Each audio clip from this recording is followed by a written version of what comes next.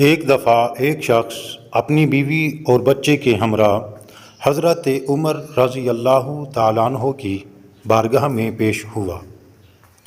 وہ شخص حضرت عمر رضی اللہ تعالیٰ عنہ سے کہنے لگا، اے وقت کے خلیفہ، میرا اور میری بیوی کا رنگ سرخ ہے۔ میری بیوی نے یہ بچہ پیدا کیا ہے، اس کا رنگ کالا کیوں ہے؟ مجھے تو ایسا لگتا ہے کہ یہ بچہ میرا نہیں ہے، میری بیوی نے کسی کے ساتھ بدکاری کی ہے، جس کی وجہ سے اس بچے کا رنگ ہم دونوں کے ساتھ نہیں ملتا۔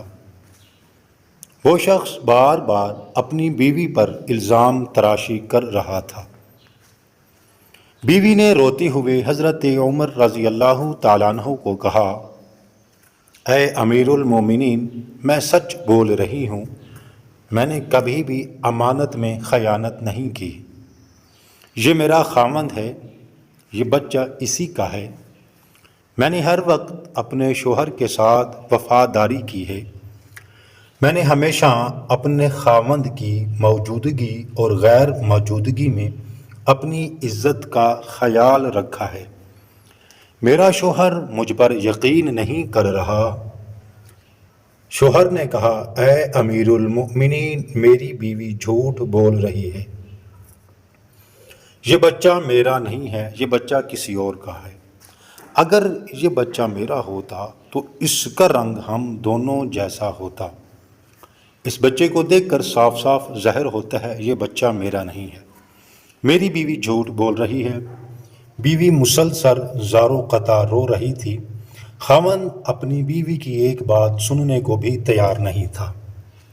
حضرت عمر رضی اللہ تعالیٰ عنہ نے سوچا کہ کیوں نہ اس معاملے میں داماد رسول حضرت علی شیر خدا سے مدد لی جائے۔ حضرت عمر ابن خطاب رضی اللہ تعالیٰ عنہ خاوند، بیوی اور بچے کو ساتھ لے کر حضرت علی کے پاس تشریف لے گئے۔ انہوں نے حضرت علی رضی اللہ تعالیٰ عنہ کو سلام پیش کیا تو حضرت علی نے سلام کا جواب دیا۔ حضرت علی نے دریافت کیا، اے عمر، کیسے آنا ہوا؟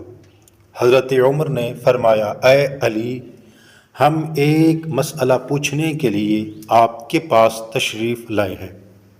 حضرت علی نے خاوند سے کہا، اے بندے، میں جو کچھ بھی پوچھوں گا تم نے اس کا جواب سچ سچ بتانا ہے۔ اس شخص نے کہا، ٹھیک ہے، پوچھئے، کیا پوچھنا چاہتے ہیں؟ تو حضرت علی نے پوچھا، اے اللہ کے بندے، جب تیری بیوی حالت حیض میں تھی، کیا تو نے اپنی بیوی کے ساتھ ہم بستری کی تھی؟ یہ سوال سن کر آدمی نے کچھ لمحے کے لیے خاموشی اختیار کی، پھر کہنے لگا، ہاں، یہ بات سچ ہے کہ میری بیوی حالت حیض میں تھی تو میں نے اپنی بیوی کے ساتھ ہم بستری کی تھی۔ تو حضرت علی فرمانے لگے، اے بندے، یہ بچہ تمہارا ہی ہے، بلا وجہ اپنی بیوی پر الزام تراشی نہ کرو۔ جب تو نے بیوی کے ساتھ حیض کے دنوں میں ہم بستری کی تھی تو تیرا نطفہ تمہاری بیوی کے سیاہ خون کے ساتھ مل گیا، جس کی وجہ سے بچے کا رنگ سیاہ ہو گیا ہے۔ اگر تم بیوی کے ساتھ حالت حیض کے دنوں میں ہم بستری کرو گے تو بچے کالے اور بدصورت ہی پیدا ہوں گے۔ اے شخص، آج کے بعد یہ بات اپنے ذہن میں بٹھا لو کہ حدیث اور قرآن میں حیض کی حالت میں ہم بستری کرنا حرام اور سخت گناہ قرار دے دیا گیا ہے۔